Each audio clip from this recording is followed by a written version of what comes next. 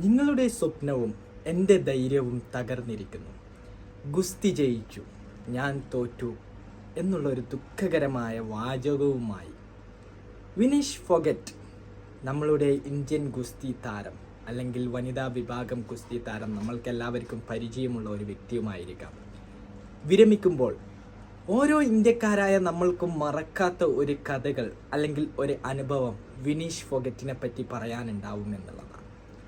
Indian ഭരണകൂടത്തോട് തന്നെ പോരാടി ഏകദേശം ഈ 2024 പാരീസ് ഒളിമ്പിക്സിലും ഫൈനൽ വരെ എത്തിയെങ്കിലും ഫൈനലിൽ ഡിസ്ക്വാളിഫൈ ആകുമ്പോഴേക്കും ആ കണ്ണുകൾ നിറഞ്ഞിരുന്നത് നമ്മൾക്ക് എല്ലാവർക്കും കാണാൻ പറ്റിയ ഒരു കാര്യമായിരിക്കാം. അതുപോലെ നമ്മളുടെ കണ്ണുകളും നിറഞ്ഞിട്ടുണ്ടാവാം ചിലപ്പോൾ.